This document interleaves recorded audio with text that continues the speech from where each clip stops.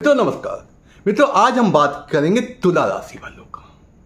उनके लिए एक बात मैं कहना चाहूंगा सर्वप्रथम कि आज जो मैंने बात इस वीडियो में मैं करूंगा वो आप लिख के रख लो।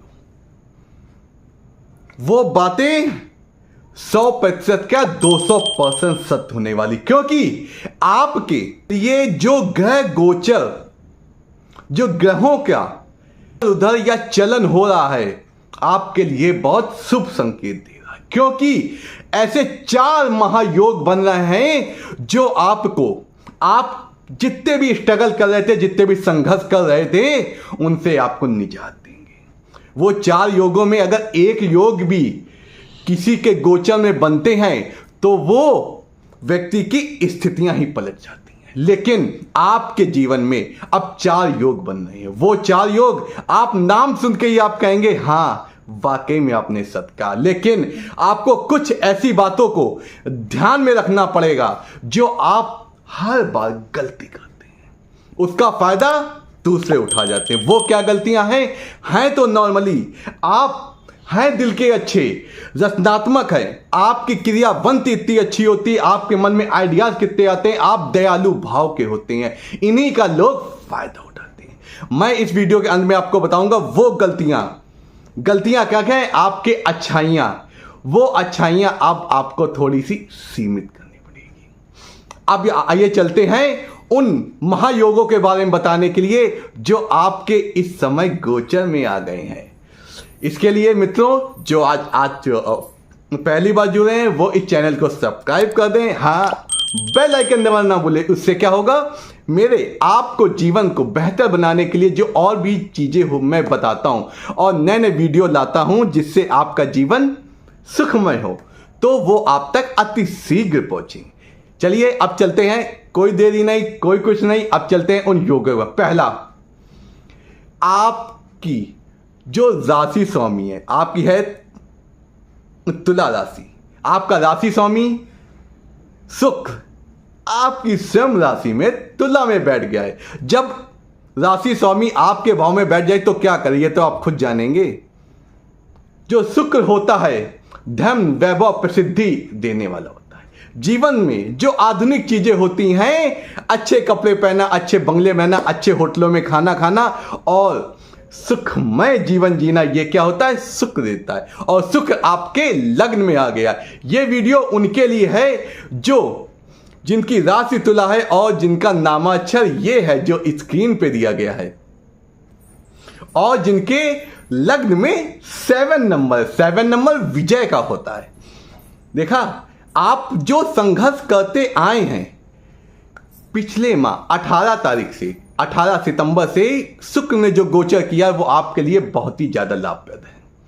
अब दूसरे महायोग के बारे में बताने जा रहा हूं। दूसरा महायोग क्या है, चंद्रमा 23-24 तारीख गुरु आपकी दूसरी राशि, इसका मतलब वृष राशि में बैठ गए। जब गुरु वृष राशि में बैठते हैं, गुरु ज्ञान का भंडार, शुक्र देवताओं में ज्ञान का भंडार, जब 2 गुरु एक साथ बैठते हैं, 2 गुरु की जब बुद्धि लगती है तो हो गई ना विजय। अभी तक आपको जिन लोगों से आप सम्मान नहीं पा रहे थे, इज्जत नहीं पा रहे थे, चाहे जॉब में हो, चाहे व्यापार में हो, या और जो रिश्ते नाते वाले जो आपको सम्मान की स्थिति नहीं देख रहे थे, अब वो आपका सम्मान करेंगे। क्योंकि जब गुरु वृष राशि में बैठता है तो सर्वोत्तम कहता है, क्योंकि गुरु की मित्र राशि होती है वृष। अब आइए अब बात करते हैं एक ऐसे भाव की जिसका राशि परिवर्तन हो रहा है। जब राशि परिवर्तन उन भाव के बीच में होता है तो खर्चा होता है, लेकिन जब खर्चा तो तभी होगा जब पैसा आएगा। कर्जा नहीं लेने दिया जाएगा, पैसा आएगा, क्योंकि आपके एकादश भाव का और द्वादश भाव का राशि परिवर्तन हो रहा है। एकादश भाव में आपकी सिंह राशि है और सिंह राशि आपके जो 12वें भाव में, द्वादश भाव में जो कन्या राशि है, उससे क्या आपस में ट्रांजैक्शन हो रहा है। क्योंकि जो कन्या की जो ग्रह होता है बुध होता है, बुध आप सिंह राशि में बैठा है और सिंह राशि का स्वामी होता है सूर्य, वो कहां बैठा, द्वादश भाव में। तो है ना सर्वोत्तम।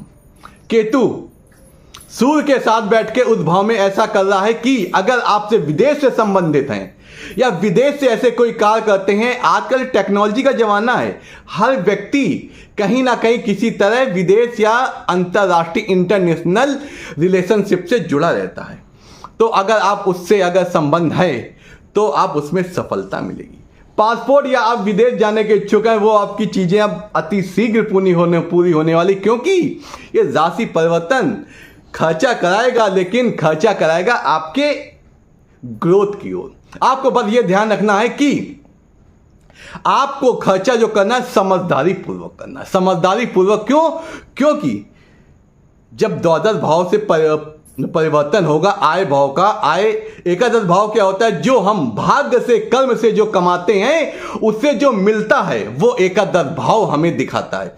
और एकादश भाव का जब द्वादश भाव संबंध हो जाता है तो जब धन आया, संपत्ति आई, सौल आया, प्रसिद्धि है, वो खर्चा भी होगी। जब खर्चा होगी अच्छे कार्य में खर्चा होगी। इस प्रकार आप देखेंगे आपके जीवन में सफलता आने वाली है। और आपके मंगल देव भूमि भवन के कारण, भाई से रिलेशनशिप के कारण मंगल आपके बैठ गए हैं बुध की राशि में। वो कहां पे बैठे हैं? भाग्य भाव में बैठे हैं। आपका इस समय भूमि लेने का, नहीं ज्यादा छोटी भूमि लेने का योग बन रहा है। अगर कोई ऐसी डील चल रही है या कोई ऐसे सामंजस्य बन रहे हैं या ऐसी वार्ता चल रही है, भूमि लेने का हो रहा है, तो आप अवश्य ले लीजिए, क्योंकि ये भूमि आपकी जो अचल संपत्ति होती है उसमें वृद्धि करेगा। क्योंकि ये जो भूमि होगी आपके लिए आपकी आर्थिक स्थिति को और बेहतर बनाने के लिए मील का पत्थर साबित होगी, क्योंकि ये अच्छे योग में भी हो रहे हैं। क्योंकि मंगल जब बुध के साथ बैठता है, बुध क्या होता है? ग्रहों का राजकुमार होता है। जब मंगल बुध के साथ बैठता है तो वो, देखो, जो बच्चे होते हैं जोशीले होते हैं, कुछ सोचते नहीं है, लेना है तो ले लिया। अब जब ले लिया तो सफलता तो मिलनी ही है। इस प्रकार आपकी कुंडली में आप देखिए, जो गोचर में जो चीजें व्यवस्थित हो रही हैं अति फलदायक। और इसके बाद शनि पंचम भाव में बैठ के सस योग बना रहे। जब शनि का ऐसा होता है, शनि की दृष्टि में तो विष होता है, लेकिन जहां बैठते हैं सुभद्र करते हैं। शनि हमारे कर्मा होते हैं, हमारे जैसे कर्म होते हैं वैसा हमें फल देने के लिए आतुर होते हैं। और शनि इस समय सस योग बना रहे, अपनी सम की राशि कुंभ में बैठे हैं। जब शनि कुंभ में बैठते हैं और तो वे शुभत्व, शुभ फल देने के लिए आतुर होते हैं। हर प्लैनेट की खासियत होती है, कुछ ऐसे भाव होते हैं जहां पे वो अपना बड़प्पन दिखाता है। जब अपना बड़प्पन दिखाएगा तो व्यक्ति शुभ चीजें काम करता है, शुभ काम करता है। आदमी अपने बड़प्पन दिखाने के लिए निगेटिव कार्य नहीं करेगा, हमेशा शुभ कार्य करे। उसी प्रकार इस अवस्था में जो शनि है, शनि शुभत्व करने वाले हैं। अगर आपकी संतान से संबंधित समस्या चल रही है, संतान नहीं हो रही या बहुत दिन से संतान से लेकर आप समझ रहे, ये आपके योग बनने वाले हैं। आपके योग बन गए हैं, आपको संतान अवश्य मिलेगी और कुछ ही दिनों में, कुछ ही सालों में आप संतान कंसीव करेंगे और आपकी संतान से लेकर जो भी समस्याएं आएंगी वो दूर हो जाएंगी। इस प्रकार आप अपने जीवन में बहुत ज्यादा परिवर्तन देखेंगे। अब बात करते हैं जो आपको जीवन में नीचे खींचती हैं। मैं आपसे विनम्र निवेदन करूंगा, आप अगर तुला राशि वाले हैं, ये जीवन में चीजें करना छोड़ दीजिए, क्योंकि आप अच्छे दिल के, सॉफ्ट हार्टेड है, आपके पास बुद्धि है, दिमाग में बहुत ज्यादा चीजें चलती हैं, अब योजनाएं बहुत अच्छी चलते हैं, हर जगह आपको प्रसिद्धि मिलती है, आप आसान शौकत से रहना आप पसंद करते हैं। आपको किस चीज को कैसे डिजाइन करना है, कैसे सौंदर्य वाली बनाना है, वो आपके अंदर काबिलियत होती है। बस आपको क्या करना है, आपको अपने कार्य पूरे होने से पहले किसी को नहीं बताना है। मुंह में आपको टेप लगाना है। मुंह में टेप क्या, जो चीजें अभी हुई नहीं है उनके बारे में बखान करना बंद कर दीजिए। इससे क्या होता है, लोगों की नजरें लग जाती हैं। ईर्ष्या बहुत बड़ी चीज होती है। ईर्ष्या जब व्यक्ति के आती है अच्छे फंस कर, इसलिए आप अपने कार्य गुप्त तरीके से किया करिए। जब कार्य सफल हो जाए तब ढिंडोरा पीटिए, उसके पहले नहीं। ये आपकी एक खामी है। अगर ये खामी आपके साथ है, इसको आप डिनाई करने लगिए। अब दूसरी बात, आप सॉफ्ट हार्टेड हैं, दूसरों की मदद करने के लिए आतुर होते हैं, लेकिन आप दूसरों की मदद करते करते अपना नुकसान कर देते हैं। आप अपने बारे में कम सोचते हैं। आपके अंदर मर्सी है, दया भावना है, अच्छी बात है, लेकिन पहले अपने बारे में सोचो, अपने परिवार के बारे में पहले सोचो। आप दूसरों के बारे में पहले सोचने लगते हैं। यहां आपको कुछ समझदारी करने की आवश्यकता है। मैं कोई बात अगर गलत कहूं तो मुझे कमेंट कीजिएगा, और अगर इन बातों से अगर ये बातें अगर सही साबित हो रही हैं आपके जीवन में, तो हमें कमेंट्स अवश्य कीजिएगा। अगर ये सारी बातें आपके ऊपर पूर्णतः लागू होंगी अगर आप इससे संबंधित हैं। देखिए, आप अगर जॉब से संबंधित है, ये बातें आपके ऊपर पूर्ण लागू होंगी। अगर आप व्यापार कर रहे हैं तो आप व्यापार के लिए लागू होंगी। अगर आप विवाहित हैं, संतान नहीं है, तो संतान वाली चीजें आपके ऊपर लागू होंगी। अगर आपकी शादी विवाह नहीं हुई है तो विवाह की चीजें चालू होंगी।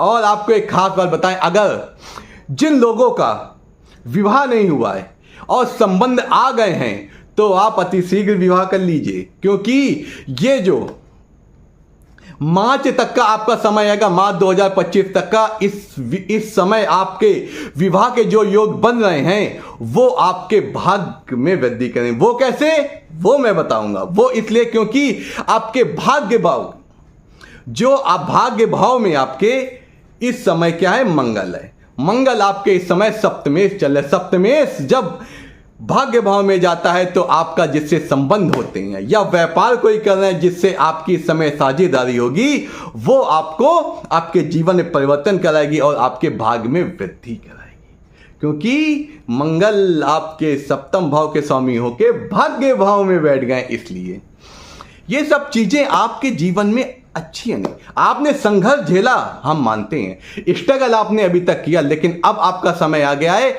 आपके जीवन को बदलने वाला, एक ऐसी मोड़ लेने वाला। अगर आप के जीवन में कुछ अब भी अच्छा नहीं हो रहा है, तो कुछ मैं अभी बातें ऐसी बताऊंगा, ऐसे उपाय बताऊंगा, आसान उपाय बताऊंगा, फ्री के उपाय बताऊंगा, जो सिर्फ आपको नियमित रूप से संयम से करने हैं। बस आपके देखिए, आपकी जय विजय दोनों होगी, अर्थ में भी, कर्म में भी और नाम में भी, प्रसिद्धि में, क्योंकि आप दयावान हैं, पुण्य ज्यादा करते हैं, तो उन पुण्यों का फल मिलने का समय है। क्योंकि शनि कर्मा आपके पंचम भाव से एकादश भाव में देख रहे हैं, जो 11वें भाव के, जहां पे कौन बैठा है, बुध बैठे हैं। शनि और बुध में मित्रता है। बुध वैसे ही कार्य करेंगे जैसा शनि कहेंगे। वो इसलिए क्योंकि शनि इस समय शुभ फल देने के वाले हो गए आपके लिए। अब जय ही जय का समय हो गया है। आपको क्या करना है, शिव आराधना करनी है। क्योंकि शनि क्या होता है, जो शनि क्या होता है, शिव जी का भक्त है। और शुक्र जो आपके लग्नेश हैं, वो भी शुक्राचार्य शनि जी के शिष्य हैं। इस प्रकार आपको देवादेव महादेव की पूजा अर्चना करने से, भक्ति करने से आपके दिन बदल जाएंगे। अगर आपका मन इस समय ऐसा हो रहा हो कि कोई तीर्थ करना हो, महाकाल जाइए, क्योंकि आपका महाकाल जाने से लिए आपका जीवन पतन हो। क्योंकि ये ऐसा ज्योतिर्लिंग होता है जो तुला राशि वालों के लिए भाग्य में वृद्धि करने वाला है। किसी प्रकार का भी संकट हो, आपका महाकाल जाइए, उज्जैन में जो स्थित है, वहां आपके भाग्य में वृद्धि होगी। इस प्रकार आप अपने जीवन को और ज्यादा सुगम और बेहतर बना सकते, क्योंकि अब यह समय आ गया है जो आप अपने इस जीवन को, इस समय को पकड़ सकते हैं, और यही आपको ऊंचाई तक ले जाएगा। ये आपकी वृद्धि तो करेगा, आपके परिवार वालों की वृद्धि।